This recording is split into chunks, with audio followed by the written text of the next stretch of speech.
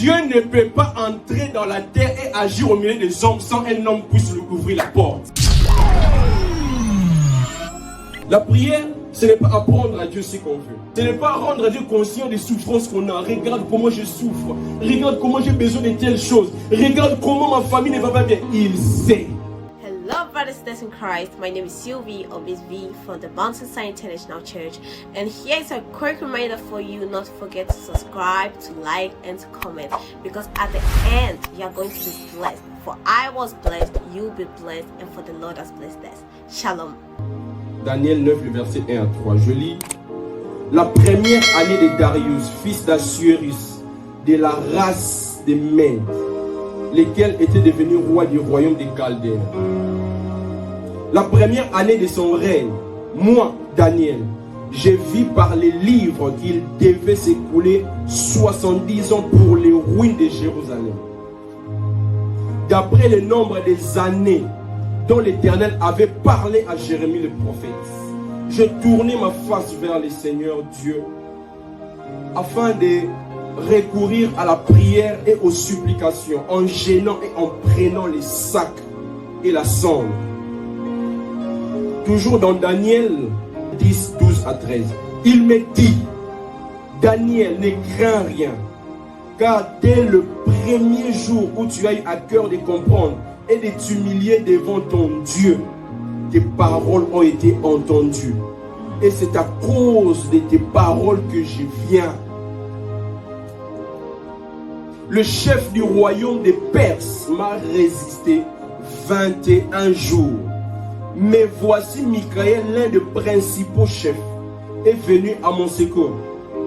Et je suis demeuré là, auprès du roi. Amen, amen. Bien-aimés, nous sommes venus parler, exhorter pour avoir une vie de prière. Et tu ne peux pas t'engager pleinement dans quelque chose sans pour autant connaître l'importance ou encore l'impact de ce que la chose va apporter dans ta vie. Amen, amen. La prière, ce n'est pas d'abord dire à Dieu ce qu'on veut. La Bible a dit dans Matthieu 6, le verset 7 à 8, quand vous priez, ne multipliez pas de vaines paroles, croyant qu'en multipliant des paroles, vous serez exaucés. Il dit, quand votre Père sait de quoi vous avez besoin avant même de parler. Amen, amen. La Bible, Dieu nous dit, avant même de commencer à prier, Dieu savait ce que tu vas lui dire. Maintenant, si déjà Dieu sait ce que je vais lui dire, donc, on enlève déjà la définition de la prière comme de dire à Dieu ce qu'on veut. Ou encore de vouloir apprendre à Dieu ce qu'on désire. C'est que les paroles que tu vas dire dans tes prières prédisant, Dieu connaît. Si déjà Dieu connaît ce qu'on va dire, pourquoi alors il nous demande de prier? C'est quoi alors la prière? Si déjà il sait ce qu'il faut pour nous. Amen, amen. La prière, ce n'est pas apprendre à Dieu ce qu'on veut. Ce n'est pas rendre à Dieu conscient des souffrances qu'on a. Regarde comment je souffre. Regarde comment j'ai besoin de telles choses. Regarde comment ma famille ne va pas bien. Il sait. Il voit tout et il connaît tout. Donc, la prière, ce n'est pas apprendre à Dieu ce qui se passe autour de toi. La prière a une autre connotation spirituelle. La prière a pour objectif d'établir l'échelle. Là où les anges vont descendre pour écouter tes problèmes, vont venir du ciel pour descendre avec des solutions et vont monter avec des supplications. La prière établit cette échelle-là, l'échelle que Jacob avait vue. Amen, amen. Pourquoi je dis cela? La Bible nous dit, Jésus, avec ses disciples, un jour les disciples de Jésus lui posent la question, apprends-nous à prier. Hey, ce n'était pas n'importe qui demandait à Jésus de les apprendre à prier. C'était des juifs, des gens qui sont nés dans l'instruction de la Torah. Ils ont trouvé leurs parents prier. Mais quand ils priaient, ils ont vu la vie de prière de Jésus. Ils ont vu les résultats. Ils ont vu les fruits et les bénéfices que ça apportait. Ils ont dit, mais c'est pas la même chose avec nous. Amen, amen. Le problème, ce n'est pas d'abord de prier toute la nuit. Tu peux prier toute la nuit, mais nous, on veut voir des fruits. On veut voir des résultats. Ils ont constaté que nous on prie. On a trouvé nos parents en train de prier. Mais lui, sa vie de prière est différente. Il y a tellement de l'impact qu'ils ont dit, apprends-nous, enseigne-nous à prier. Jésus ne leur a pas dit, oh mais vous êtes des juifs, vous êtes nés des parents juifs, vous savez déjà prier. Il les a aussi appris. Pourquoi? Parce que la prière, ça s'apprend aussi. Il a commencé à dire, quand vous priez, dites, notre Père qui est aux cieux, que ton nom soit sanctifié, que ton règne vienne. Il n'a pas donné cette prière pour qu'on puisse réciter ça à notre Père qui est aux cieux. Non, il était en train de les expliquer des impacts et des implications de la prière.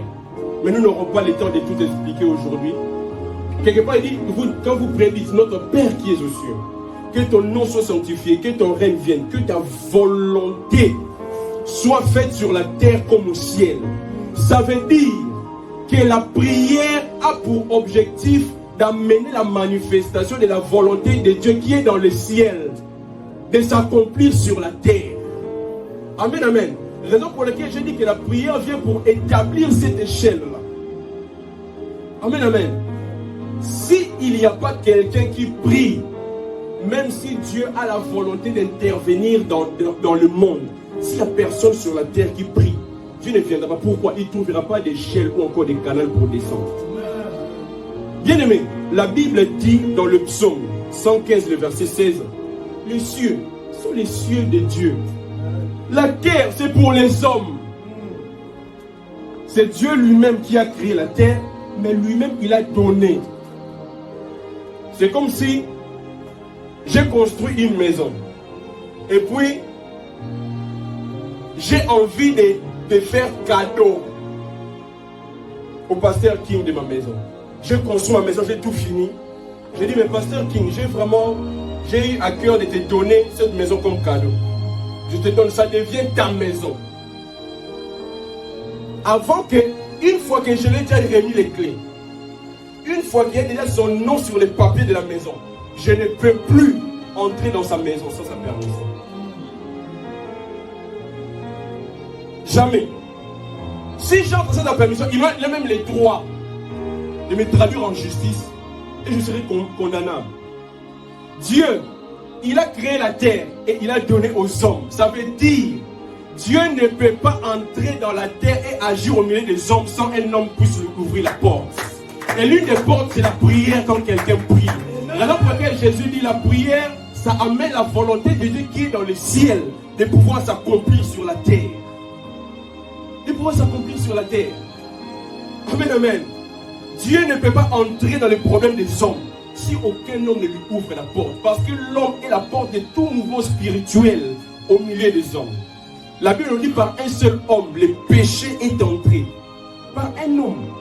C'est un homme qui est la porte de la terre. Et une des choses que Dieu nous a données pour lui ouvrir la porte, c'est en priant. Là où Dieu ne trouve pas des hommes de prière, l'échelle ne peut pas être là et ses anges vont monter et descendre.